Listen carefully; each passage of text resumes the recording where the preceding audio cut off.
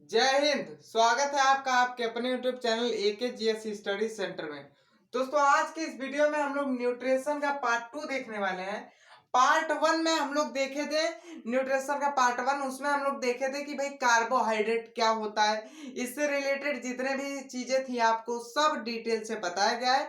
अगर आप अभी तक वाला पार्ट 1 नहीं देखे हैं तो जाके देख सकते हैं, ठीक है। तो उसका जो लिंक है डिस्क्रिप्शन में पड़ा होगा, या फिर आप जा सकते हैं हमारे बायोलॉजी के प्लेलिस्ट। ठीक है, आज की इस वीडियो में पार्ट 2 में हम लोग दूसरे वाले टॉपिक के बारे में बात करने वाले हैं, जिसका नाम वसा, हम इसको इंग्लिश में फैट के नाम से जानते हैं। मगर इसको जानने से पहले मैं आपको उस पार्ट 1 का थोड़ा सा रिवाइज करवा देता हूं। उसमें हम लोग कार्बोहाइड्रेट के बारे में पढ़े थे। कार्बोहाइड्रेट क्या होता है या कहां से प्राप्त होता है उसके बारे में उसमें बताया गया है। और यह कहां से प्राप्त होता है थोड़ा बहुत मैं आपको बता देता हूँ। चावल से बहुत ही ज्यादा प्राप्त होता है। चावल से प्राप्त होता है, रोटी से प्राप्त होता है। आप मतलब जितनी भी चीजें आप खाते हैं उन सभी से आपका कार्बोहाइड्रेट प्राप्त होता है। और इस क्लियर ना? क्लियर। अब हम लोग उसमें बांटे थे कार्बोहाइड्रेट को 3 पार्ट में। एक आपका था क्या था? एक आपका क्या था? डाई सेकेराइड, ठीक है। दूसरा आपका पॉलीसेकेराइड और मोनोसेकेराइड। हम सीक्वेंस में उसको कैसे बांटे थे? मोनोसेकेराइड, डाइसेकेराइड और पॉलीसेकेराइड, ठीक है। मोनोसेकेराइड में हमारा ग्लूकोज और फ्रुक्टोज था। और जब हम ग्लूकोज और फ्रुक्टोज को आपस में मिला दिए तो हमारा कहाँ चला गया? आपके डाइसेकेराइड में। तो डाइसेकेराइड में जाने के बाद जब हम दोनों को मिलाए तो वो आपका सुक्रोज का निर्माण हो गया। किसका? सुक्रोज का निर्माण हो गया। ये आपको उस वीडियो में बताया गया है डिटेल से, बिल्कुल, ठीक है। और तीसरी की बात करें तो इसमें आपका आता है स्टार्च, दूसरे नंबर पर सेलुलोज, तीसरे नंबर पर काइटिन। स्टार्च क्या होता है? मंड, जिसको चोकर के नाम से जाना जाता है या आपके रोटी में पाया जाता है, ठीक है, रोटी में पाया जाता है। और सेलुलोज की बात करें, या जो होता है आपकी पेड़ों की छाल में पाया जाता है, ठीक है। जैसे आप चीरते हैं तो या रेशेदार संरचना आपको दिखती होगी, वही आपका सेलुलोज होता है। और काइटिन भी आपको पता है, छोटे मोटे कीड़े कीड़े मकोड़ों में जो उसकी बाह्यतम कक्षा की जो संरचना होती है, बाह्य संरचना, वह काइटिन के बने होती है। आपसे इस टॉपिक से एक क्वेश्चन पूछेगा कार्बोहाइड्रेट नामक टॉपिक से, कि जो कार्बोहाइड्रेट में आपका सेलुलोज है यह किस जानवर में नहीं पचता है? आपका जो सेलुलोज है या किस जानवर में नहीं पचता है?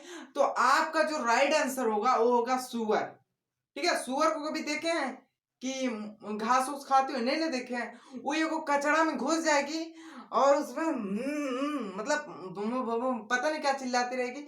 उसके बाद निकालेगी, होठ रसीले तेरे होठ रसीले, मतलब उसका पूरा जो मुंह रहेगा लहराया हुआ रहेगा। अब आप समझ सकते हैं, ठीक है। आगे इतने बेवकूफ नहीं, आप समझ सकते हैं। तो आज इस वीडियो में हम लोग वसा के बारे में पढ़ लेते हैं। पिछले वीडियो में आपको पढ़ाया गया है कार्बोहाइड्रेट के बारे में। तो देखिए, जो वसा होता है या वसीय अम्लों एवं ग्लिसरॉल का मिश्रण होता है। अब भी वसीय अम्ल क्या होते हैं? अम्ल क्षार लवण, या आपका जो है ना, आपका केमिस्ट्री का टॉपिक है, केमिस्ट्री में आपको बताया गया है। तो देखिए, वसीय अम्ल मतलब जो वसा होता है, तेल होता है, चर्बी होता है, वह वसीय अम्ल। तथा ग्लिसरॉल जो आप लगाते हैं ठोड़ पे, ठोड़ जब फटने लगता है, ठोड़ ठोड़ मतलब ओठ, लिप्स। तो जब लिप्स आपका फटने लगता है तो आप ग्लिसरॉल का क्या करते हैं? उस पे लेप लगा देते हैं और वो चमकने लगता है, ठीक है। तो उसी का मिश्रण होता है आपका वसा, जिसको हम फैट के नाम से जानते हैं। और फैट में दूसरी पॉइंट क्या कहती है? इस समय अत्यधिक कैलोरी ऊर्जा मिलती है। देखिए, कार्बोहाइड्रेट में आपको मैं बताना भूल गया था कि कार्बोहाइड्रेट में कितनी ऊर्जा मिलती है। तो अगर हम 1 ग्राम कार्बोहाइड्रेट खाएंगे तो उससे लगभग लगभग 2.3 या 3.4 किलो कैलोरी ऊर्जा ही मिलेगी, ठीक है। इतना कम कैलोरी ऊर्जा मिलती है, ठीक है। 4.3 मतलब टू से 4 कैलोरी ऊर्जा के बीच में ही ऊर्जा मिलती है। उससे ऊपर आपको ऊर्जा मिल ही नहीं सकती कार्बोहाइड्रेट से, ठीक है। अब इसमें कह रहा है कि इसमें जो है अत्यधिक ऊर्जा मिलती है। किसमें? आप अगर आप जो है वसा खाते हैं, फैट खाते हैं, तो आपको उस कार्बोहाइड्रेट की अपेक्षा अधिक क्या मिलेगी? ऊर्जा मिलेगी और जल्दी ऊर्जा मिलेगी। अब हम देख लेते हैं भाई कि ऊर्जा कितनी मिलती है। तो 1 ग्राम अगर हम खाएंगे, 1 ग्राम कार्बोहाइड्रेट अगर हम खाएंगे, तो उससे हमें, उसके ऑक्सीजन के अणु से हमें 9.3 किलो कैलोरी ऊर्जा मिलती है। कितनी मिलती है? 9.3 किलो कैलोरी ऊर्जा मिलती है भैया। कितनी मिलती है? 9.3 किलो कैलोरी ऊर्जा मिलती है। क्लियर हो गया कि नहीं? बिल्कुल क्लियर हो गया। यदि आप जो है वसा खाते हैं, तो आपको जो है 1 ग्राम वसा में बता रहे हैं, 1 ग्राम वसा अगर आप खा रहे हैं, तो उससे आपको 9.3 किलो कैलोरी ऊर्जा मिलती है।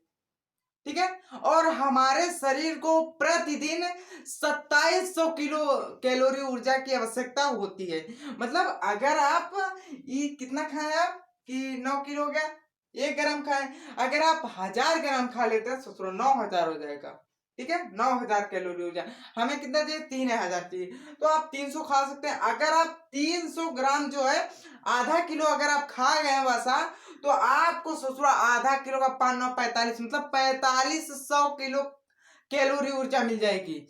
हम जितना हमारी मतलब कैपेसिटी है, उससे अधिक कार्य करने की आपको शक्ति मिल जाएगी। ठीक है, इसलिए जो है वसा वसा कम खाया कीजिए। ठीक है, कम खाया कीजिए।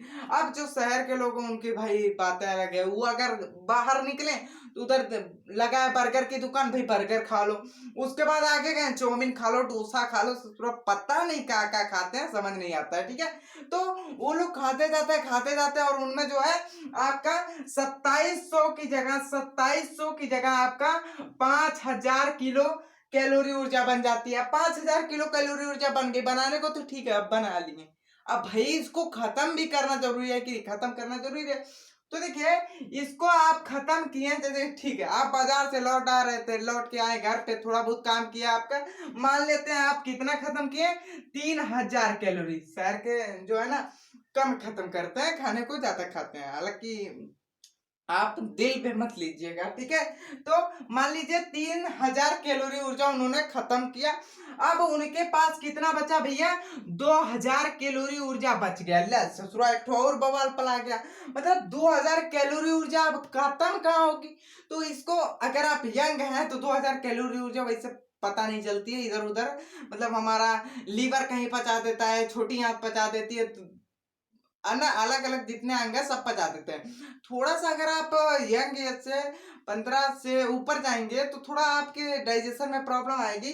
तो आपका जो 2000 बचा है ना, 2000 बचले रह जाएगा। और ये जब बचा रह जाएगा, तो ये आपका कोलेस्ट्रॉल का, धीरे धीरे फैट है तो फैट तो आइए इतना। ठीक है, फैट जो है कोलेस्ट्रॉल का रूप ले लेगा, और आप हो जाएंगे एकदम जेसीबी जैसा। ठीक है, जेसीबी जैसा। और पहले कैसा थे? पहले साइकिल के टायर जैसा। अब आप खा के हुमच के खा लिए, तो आप हो गए जेसीबी के टायर जैसा। ठीक है, अब जेसीबी के टायर जैसा हो गए हैं, तो उसमें से हवा निकाल के आप सोचेंगे कि हम साइकिल के टायर जैसा हो जाएं, तो आप जाएंगे जॉगिंग करने। तो जॉगिंग करने सब जाते हैं। तो देखिए भैया, जॉगिंग करने की हालात ना आए, उससे पहले आप ससुरे 5000 कैलोरी ऊर्जा को ही खत्म कर दो। ठीक है, 5000 कैलोरी ऊर्जा को ही खत्म कर दो। इसलिए आप खाते हैं तो थोड़ा ध्यान दिया कीजिए कि हम ज्यादा वसा ना खाएं। ठीक है, इतना क्लियर हो गया कि नहीं? आप बताइए जल्दी से, इतना क्लियर हो गया कि नहीं? क्लियर हो गया? क्लियर हो गया क्या? नहीं, देखिए, अब हम लोग यहाँ पहुंचे थे, तो भैया कितना? 1 ग्राम अगर हम वसा खाते हैं, तो हमें 9.3 किलो कैलोरी ऊर्जा प्राप्त होती है। और हमारे शरीर के लिए प्रतिदिन कार्य करने की शक्ति देखा जाए, तो 2700 किलो कैलोरी ऊर्जा हमको चाहिए। ठीक है, उसके बाद अगला पॉइंट जो आता है, वसा का जल अपघटन। मतलब वसा जो है वो जल में टूटबे नहीं करता। आप जल लीजिए, पानी लीजिए, और उसमें आप तेल डाल दीजिए, तो क्या तेल टूट जाएगा, बिखर जाएगा, मिल जाएगा? नहीं मिलेगा, नहीं मिलेगा। उसमें क्या होगा? वो तैरेगा ऊपर ऊपर। क्या करेगा? ऊपर ऊपर आपका तैरेगा। ठीक है, वसा में, वसा जो होता है आपके द्रव में अपघटन नहीं करता है, मतलब अपघटन नहीं करता है, उसमें टूटता नहीं है। उसके बाद लाइपेज द्वारा होता है, क्या होता है भैया, ये जल का अपघटन। देखिए वसा का जल अपघटन लाइपेज द्वारा होता है, अगर वैसे आप कराएंगे तो नहीं होगा। अगर वसा का आप अपघटन करवाना चाहते हैं जल में, जल के थ्रू जो है वो आप आपके शरीर से निकाल देते हैं यूरिन के थ्रू, तो उसका अपघटन करवाने के लिए आपको लाइपेज की आवश्यकता पड़ेगी। अब लाइपेज क्या होता है, तो भाई ये जो आपका पाचन डाइजेशन का सिस्टम, डाइजेशन का टॉपिक का एक पार्ट है, तो उसमें लाइपेज जो होता है चिपचिपा पदार्थ होता है जो कि आपके वसा को क्या करता है, पचाता है। ठीक है, तेरा क्लियर हो गया कि नहीं, आगे देख लेते हैं। यह जो वसा है यह कोशिका द्रव है। कोशिका द्रव क्या होता है, क्या होता है कोशिका द्रव, व्हाट इज कोशिका द्रव, इंग्लिश में क्या कहते हैं कोशिका द्रव, पता। ठीक है, तो कोशिका द्रव कोशिका कला आदि में पाया जाता है। आपको मैं बता दूं, कोशिका का चैप्टर आपको पहले पढ़ा दिया गया, अगर आप नहीं देखा तो देख सकते हैं। देखिए जो कोशिका द्रव होता है वह कोशिका में पाए जाने वाली जितनी मतलब सामान्य होती हैं वो सब द्रव्य होती हैं। कोशिका द्रव्य वो किसकी बनी होती है, या जो है फैट की बनी होती है, ज्यादातर फैट की नहीं बनी होती है, थोड़ा बहुत उसमें भी फैट होता है। ठीक है, थोड़ा बहुत इसमें भी फैट होता है। अब देखिए हमारे पूरी बॉडी में भी फैट है, अगर फैट नहीं होता तो हमारा यहाँ जो फूला है ये ससुरो ये ढचकल पचकल रहता, समझ गए कि नहीं, ये पूरा ऐसे कर रहा है, ढचका पचकल रहता है। क्यों, क्योंकि भैया वसा ही नहीं है। अब वसा आप जब बूढ़े हो जाएंगे, दादा जी को आपने देखिएगा, तो वो जो है उनकी चमड़े की जो झुर्रियां हो जाती हैं, ठीक है, मतलब चमड़ा वमड़ा पूरा एकदम सूख जाता है, झुर्रियां पड़ जाती हैं, सब एकदम बैठ जाते हैं। क्यों बैठ जाते हैं, क्योंकि भाई उनके अंदर जो वसा थी अब वह क्या हो गई, डीकम्पोज हो गई, मतलब खत्म हो गई वसा। ठीक है, खत्म हो गई वसा। तो यह जो है कोशिका कला, कोशिका कला क्या होती है, कोशिका को जो घेरी रहती है उसे कला कहते हैं। ठीक है, तो आदि में पाया जाता है। उसके बाद क्या है, वनस्पति वसा, जो वनस्पति जैसे आपका वसा मतलब तेल, ठीक है, ऑयल, तो जो वनस्पति वसा होती है, वनस्पति मतलब समझ रहे हैं कि नहीं, नहीं समझ रहे हैं, प्लांट होता है। ठीक है, प्लांट। अब जैसे हम सरसों लेके आए तो सरसों एक वनस्पति है और उससे हम तेल निकलवाए तो वही हो जाएगा वनस्पति वसा। तो वनस्पति वसा तरल होती है, ससुरा वसा है तो तरल तो होबे करेगी, इसीलिए इसे तेल कहते हैं। लाई कौन सा कंसेप्ट है, चलिए ठीक है, इसीलिए इसको तेल कहते हैं, मतलब जो हम वनस्पति वसा को लाते हैं उसे ही तेल कहते हैं, ना कि हमारे अंदर जो वसा पाई जाती है उसको तेल नहीं कहते, उसको क्या कहते हैं, फैट कहते हैं, वसा कहते हैं। अब मैं आपकी जानकारी के लिए बता दूं, अगर आप वसा खाना चाहते हैं, दुबले पतले हैं, मोटाना चाहते हैं, मोटना फैट होना, ठीक है, तो आप क्या कर सकते हैं, वसा के स्रोत को ढूंढ सकते हैं, उसको दबा के खा सकते हैं। ठीक है, जैसे आप घी हो गया, घी मक्खन हो गया, ठीक है, मक्खन हो गया, बादाम हो गया, पनीर आदि आदि चीजें हो गई जो कि आपके वसा के स्रोत हैं। ठीक है, अब हम वसा के बारे में थोड़ा और डिस्कस कर लेते हैं हमारी बॉडी के लिए। देखिए अगर हमारी बॉडी में वसा कम है तो भी हमको नुकसान है। कैसे नुकसान है, हमारा जो चेहरा रहेगा पूरा एकदम ढचकल पचकल रहेगा। ठीक है, इधर जो झुर्रियां उर्रियां पड़ने लगेगी, तो भाई झुर्रियां नहीं पड़नी चाहिए ना, क्यों, क्योंकि अभी हम यंग हैं, मजबूत हैं। ठीक है, तो देखिए वसा की कमी से हमारे अंदर कुछ ऐसे मतलब खराब चीजें हो जाती है, जैसे झुर्रियां पड़ जाना। ठीक है, और अगर आपके अंदर अगर वसा कम है तो आपको अगर ऐसे मारेंगे ना आपको बहुत ही ज्यादा चोट लगेगी, और जिसके अंदर वसा ज्यादा है अगर आप उसको मारेंगे ससुर को पता ही नहीं चलेगा मारा कौन रे, कौन मारा, तो आप उसको मारने जाएंगे, उलट के मारेगा, आपको समझ में आ जाएगा। ठीक है, और देखिए जो पुरुष होते हैं उनमें जो वसा पाई जाती है वह महिला की अपेक्षा कम पाई जाती है, महिला की अपेक्षा कम पाई जाती है। और अगर आपके शरीर में वसा की मात्रा है तो आपको ठंडी कम लगेगी। ठीक है, ठंडी कम लगेगी। ब्याह में देखे मतलब शादी में देखे हैं, जब हस्बैंड एंड वाइफ जाते हैं शादी में, तो जो वाइफ होती है वो अपना कपड़ा पहन के जाती है, ठीक है, ना कि हस्बैंड का। ठीक है। हस्बैंड क्या करता है, ठंडे होने में पूरा एकदम जैकेट वैकेट साट लेता है और उसके बाद जाता है, मगर वही उसके औरत को देखा जाए, फिर उसकी वाइफ को देखा जाए, वो क्या होती है, पूरा मतलब एक ही साड़ी में रहती है, मतलब उसको ठंडे नहीं रखता। क्यों? क्योंकि भैया उसमें वसा है, और इन ससुरे में वसा है या नहीं है। ठीक है, समझ में आया कि नहीं? अब हम इसको थोड़ा सा एक बार रिवाइज कर लेते हैं जल्दी। क्या होता है वसा? वसा को हिंदी में फैट कहते हैं। वसा वसीय अम्लों एवं ग्लिसरॉल का क्या होता है, मिश्रण होता है। ठीक है, क्या होता है, मिश्रण होता है। इनमें अत्यधिक कैलोरी ऊर्जा मिलती है, किसके अपेक्षा? आपके कार्बोहाइड्रेट की अपेक्षा। दिल्ली आगे देखिए इधर। ठीक है, तो देखिए 1 ग्राम वसा अगर हम खाते हैं तो उससे हमें 9.3 किलो कैलोरी ऊर्जा मिलती है। ठीक है, 9.3 किलो कैलोरी ऊर्जा मिलती है। वसा का जल अपघटन कौन करवाता है? तो भैया लाइपेज नामक एक एंजाइम होता है, वही करवाता है। या कोशिका द्रव्य कोशिका में भी पाई जाती है। ठीक है, मान सकते हैं हम कोशिका में पाई जाती है। और जो वनस्पति से हमें वसा मिलती है वह जो होता है हमारा तेल होता है।